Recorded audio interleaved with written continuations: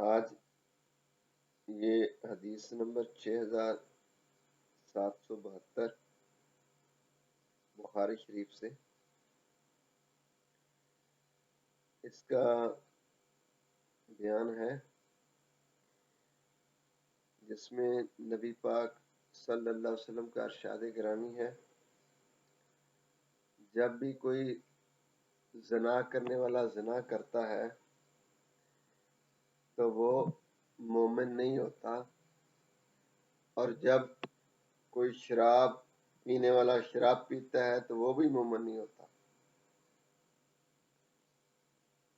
اور جب بھی کوئی چوری کرنے والا چوری کرتا ہے تو وہ بھی مومن نہیں رہتا، اور جب کوئی لوٹنے والا لوٹتا ہے،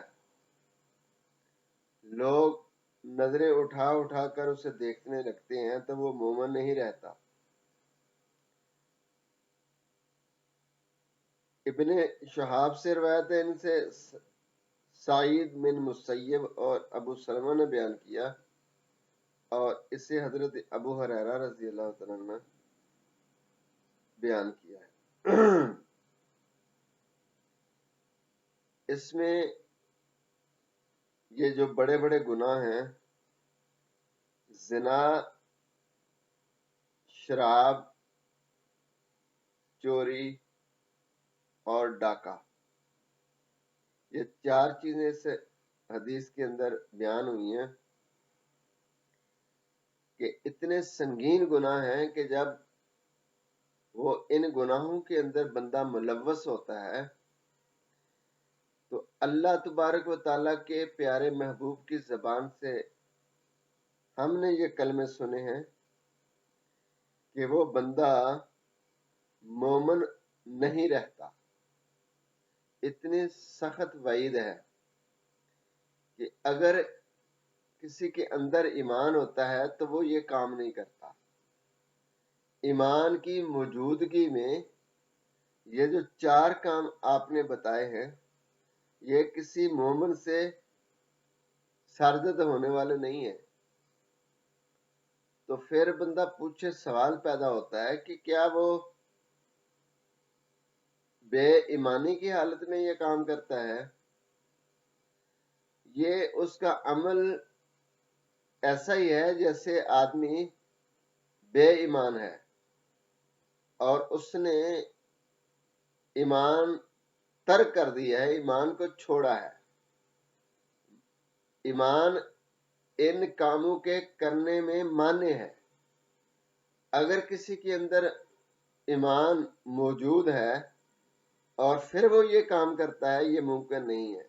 یہ دونوں چیزیں ایک جگہ پہ اکٹھی نہیں ہو سکتی کہ وہ زنا بھی کرے اور ایمان بھی اس کے اندر موجود ہو، یا چوری بھی کرے اور پھر ایمان والا بھی ہو، اور ڈاکہ بھی ڈالے اور پھر ایمان والا بھی ہو۔ ایسا نہیں ہے۔ تو اللہ تبارک و تعالی ہم پر رحم فرمائے۔ اس وقت اس معاشرے میں جس میں ہم رہ رہے ہیں، زنا تو فیشن بن گیا، دوستی کرنا، اور اس میں کوئی آر محسوس نہیں کر رہا۔ میں نے اپنی آنکھوں سے دیکھی ہیں یہ چیزیں کہ گھر کے اندر سب کے سامنے لڑکیاں اپنے گرل فرینڈ کو ساتھ لے کے آ رہی ہیں، اور اگر میں نے خود پوچھا ہے کہ یہ شخص کون ہے تو انہوں نے کہا کہ یہ ہماری باجی کا دوست ہے۔ تو اس میں عیب نہیں سمجھا جا رہا۔ پاکستان کے اندر اور بھائی بھی موجود ہیں، بہنیں بھی موجود ہیں، چھوٹی بھی موجود ہیں، بڑی بھی موجود ہیں، اور پھر ان میں سے جو بچیاں میرے پاس طالب علم تھیں، میں نے ان کو سمجھایا کہ اگر بڑی بہنیں کسی گناہ میں مبتلا ہو گئی ہیں تو یہ چھوٹی جو ہیں ان کو ہی بچاؤ، کہ ان کی حفاظت تمہاری ذمہ داری ہے۔ ان کا خیال رکھو.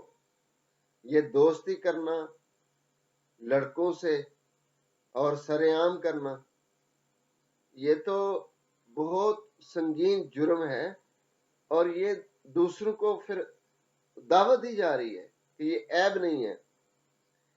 تو اس گھر میں جس میں میں موجود تھا، اس کے بھائی کے کافی سارے گانے بجانے والے اوزار وہ جو ہوتے ہیں وہ بھی موجود تھے. تو میں نے اس سے کہا کہ بھئی یہ جو چیزیں آپ نے رکھی ہیں شریعت میں تو ان کا کوئی ثبوت نہیں ملتا، تو آپ یہ کیوں کام کرتے ہیں؟ تو اس نے کہا جی مجھے اس کا ثبوت فراہم کر دو تو میں یہ چھوڑ دیتا ہوں، قرآن سے دکھاؤ مجھے. اس وقت تو میں خاموش رہا. تو میں نے سوچا کہ آیت مبارکہ مجھے آتی ہے، اگر میں نے اسی کو ابھی سنا دی تو اس وقت اس کا دماغ گھوما ہوا ہے، یہ تو انکار کر دے گا اور صریحاً قرآن سے اور ایمان سے نکل جائے گا.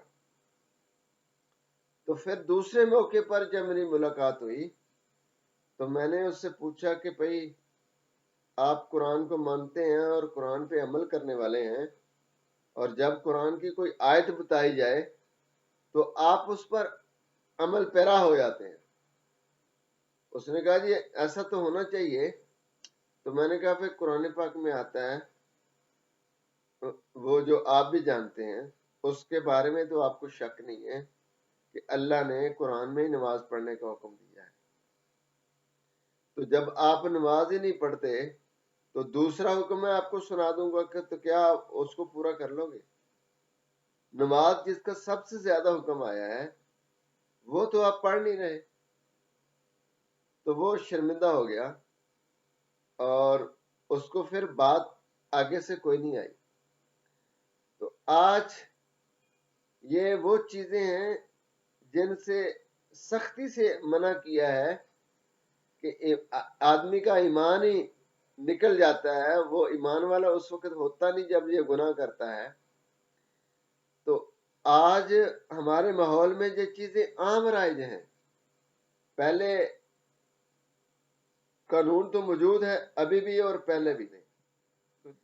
تو اب تو اللہ معاف فرمائے چوری اور ڈاکہ بھی کافی ہو گیا ہے اور سیکیورٹی والے ناکام ہو گئے ہیں.